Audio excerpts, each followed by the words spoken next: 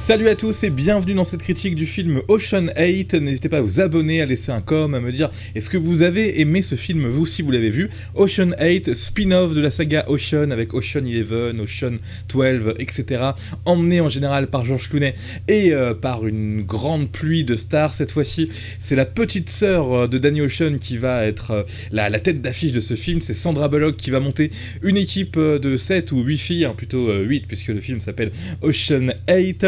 Elles vont tenter de dérober un bijou magnifique d'une grande valeur lors du gala du Met, une sorte de soirée un petit peu mondaine qui se tient dans ce beau musée de la ville de New York, musée comment dire, avec des grandes œuvres d'art, et donc elles vont monter un coup plutôt bien ficelé pour tenter de voler ce bijou. Distribution donc comme dans tous les films Ocean qui est plutôt censée être qualitative, avec Sandra Bullock donc qui joue la petite sœur de Danny Ocean qui est le personnage principal, Cate Blanchett, Anne Hathaway qui a un rôle aussi central dans le film, j'en dis pas plus, mais en tout cas elle joue le rôle, je sais même pas d'ailleurs d'une actrice ou d'un mannequin, en tout cas d'une fille très jolie, très populaire, qui a un petit peu un ego surdimensionné, et puis Rihanna, j'ai l'impression que c'est le plus grand rôle qu'elle a dans sa carrière dans ce film-là. Il y a d'autres filles qui composent l'équipe, je vais pas dire les noms puisque personnellement je les connaissais pas plus que ça. On note aussi la présence de gens qui jouent leur propre rôle lors du gala du Met, comme Katie Holmes.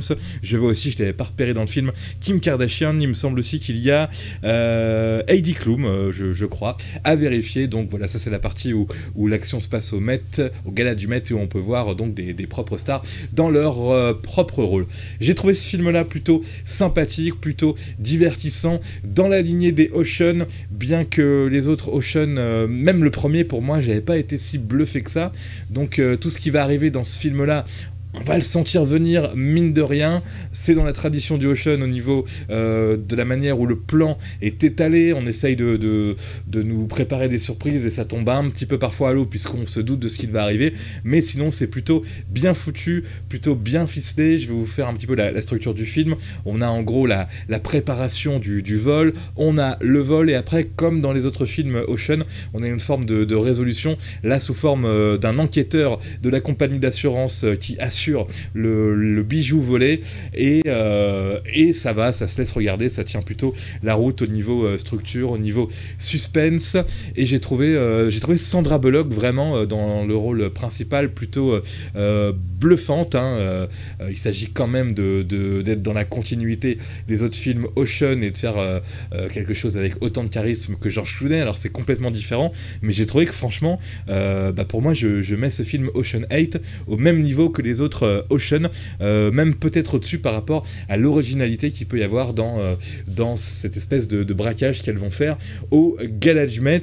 Et puis évidemment, vu qu'on est dans un lieu plutôt beau, dans une soirée plutôt chic, plutôt branchée, techniquement c'est très très beau, et ça suit au niveau du visuel, hein, que ce soit la façon dont c'est filmé, les décors, les robes de toutes les participantes et les tenues de tous les participants à ce gala. Forcément c'est plutôt beau dans ce qu'on va voir dans ce film-là. Après, évidemment, c'est très cliché, on sait où ça va nous emmener du début à la fin, on aura la résolution qu'on attend, évidemment. Il y a un petit côté Casa de Papel, j'ai trouvé dans ce film-là, sauf que ça va plus vite et c'est sûrement aussi beaucoup moins original, mais il y a ce petit côté-là, et ça dure que 2 heures, je crois, même si 2 heures, ça fait long quand même. Il est temps, peut-être, de regarder ce que les gens en ont pensé sur le site Sens Critique, où le film a d'ailleurs, on va regarder une note de 5.7, hein, ce qui est plutôt pas mal, il faut le dire.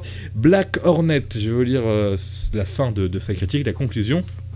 De nouveau, il parle des anciennes Ocean, on a le droit à un scénario sans saveur accompagné d'une bande sonore convenue, fade et assez creuse, tandis que nos yeux sont agressés par les gros plans sur les trop pleins de maquillage, de botox et de nez refait. Oula, il est pas gentil, Black Hornet, il a mis 3 sur 10 à ce film-là, mais il a pas tort. Après, voilà, on sait où on va dès le début. Gala du Met, on sait à peu près sur quoi on va tomber, et je trouve que nos 7 ou 8 héroïnes, vous verrez qu'il y a un petit délire par rapport au fait qu'elles sont 7 ou 8, vous verrez pourquoi après, se moquent un peu de tout ça finalement. Alors elles aussi, elles sont très maquillées, très bien habillées pour le casse, mais elles sont plus intelligentes que ça, je pense. Visuellement, c'est plutôt beau, dit Black Hornet. Pas grande chose à dire sur ce terrain, l'ambiance est plutôt bien exploitée. Voilà, moi je suis assez d'accord avec lui. De nouveau, lors des 5-10 dernières minutes, on a droit à la résolution des différents plans qui se juxtaposent. C'est convenu, assez déroutant et absolument pas crédible. Soit la magie du cinéma, on va dire. Et Black Hornet termine en disant aucun intérêt. Oui, après on va voir un film Ocean, on sait exactement ce qu'on va voir, c'est-à-dire la magie du cinéma. En gros, on nous déroule des situations où c'est très compliqué, on sent que ça peut basculer à tout moment, et finalement ça ira bien. On est dans la fiction, on est dans le cinéma, on fait quand même encore ce qu'on veut au niveau du déroulement des péripéties, pour peu qu'il y en ait. Je vais lire une autre critique, celle de Grégoire. Une production américaine sans surprise, avec les écueils habituels, le rythme sauve les apparences et fait de ce film un divertissement honnête. On soulignera la présence agréable de Charles Aznavour dans la bande originale. Voilà, ça fait. C'est vrai que quand Charles Aznavour part, il y a un petit côté magique qui s'installe. On se dit waouh, un Français dans ce film-là, à un moment un petit peu clé du film, ça fait plaisir. Pour terminer, je vous lis la critique de Théo, donc toujours sur le site Sens Critique. Ocean 8 n'est pas débordant d'originalité, pour autant, les fantômes des précédents volets sont omniprésents. Le film est d'ailleurs dédié à Jerry Weintraub, grande figure de la production hollywoodienne décédée avant le tournage en 2015 et à qui on devait les Ocean 11 et 13 et le rapprochement des équipes pour ce revival. Il y a des airs d'hommage chers discutables, mais la réussite est ailleurs. Ocean 8 n'est jamais qu'une vaste farce servie dans un swing endiablé, un feel-good movie élégant cochant les cases du genre. Debbie et ses drôles de dames volent dans les plumes d'une cavalcade people qui mérite bien quelques moqueries. Entourlouper les hautes sphères pour servir les démunis, Robin des Bois était un philanthrope. Ici, la chose est égoïste, revancharde, légère et presque burlesque. Un remake des moins nécessaires, mais curieusement efficace. Je pense que Théo a vraiment tout dit sur ce film-là.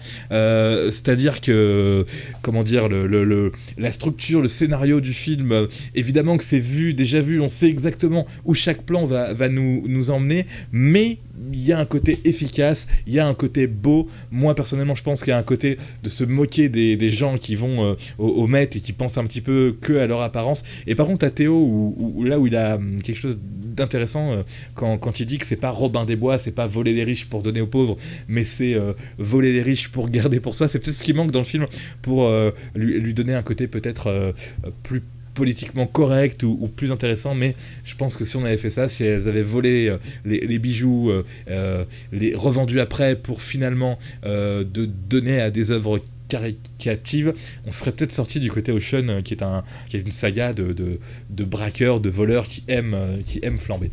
En tout cas, j'ai passé, moi, personnellement, un super bon moment devant cette bande de 7-8 filles. Je reviens sur Rihanna, moi je l'ai pas souvent vue au cinéma, je l'ai vue dans le film de Luc Besson, Valérian, je l'avais vue dans Pacific Rim, je crois, ou non, pas Pacific Rim, Battlefield, où elle faisait une petite apparition, et là, je trouve que franchement, elle a un rôle, elle parlerait presque.